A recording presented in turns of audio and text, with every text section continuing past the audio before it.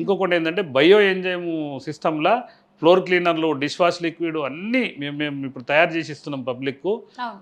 Hair oil, hair shampoo అన్నీ, దంతమంజనం, soaps అన్ని రకాలుగా తయారు చేసి ఇస్తున్నాం మేము బయో ఎంజైమ్ సిస్టంలో. ఇంకొకటి ఏంటంటే క్యాన్సర్ వచ్చింది, ఆ వచ్చిన వ్యక్తి ఏం చేయాలంటే నెమలిన్ నార చెట్టు అని ఉంటుంది, దాని బెరడు, నల్ల తుమ్మ చెట్టు అని ఉంటుంది, దాని బెరడు, గానుగ చెట్టు అని ఉంటుంది, దాని బెరడు, తంగేడి చెట్టు అని ఉంటుంది. ఈ 4 చెట్ల బెరడులు తీసుకొని సమపాల 100 గ్రాములు తీసుకొని నీడలో ఎండబెట్టుకొని దాన్ని పౌడర్ చేసి పెట్టుకోవాలి.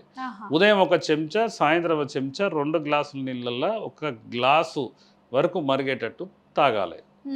ఇంకొకటి ఏంటంటే పచ్చి పసుపు దొరుకుతుంది, పచ్చి పసుపు, వేపాకులు, తులసి ఆకులు, ఈ 3 పచ్చి పసుపు 100 గ్రాములు, తులసి ఆకులు 100 గ్రాములు, వేపాకులు 100 గ్రాములు, వీటిని కచ్చా పెచ్చ దంచి బాగా నూరి దంచి దాన్ని చిన్న చిన్న గుళికలుగా తయారు చేసుకొని ఏంటంటే అవి గనుక ఉదయం 2, సాయంత్రం 2, లేదంటే డ్రై అయిన తర్వాత క్యాప్సల్లో పెట్టి గనుక, మేమైతే క్యాప్సల్ ఇస్తాం, ఉదయం 2 క్యాప్సల్, నైట్ 2 క్యాప్సల్ గనుక వాడితే 100% శరీరంలో అలసట అనేది పోతుంది.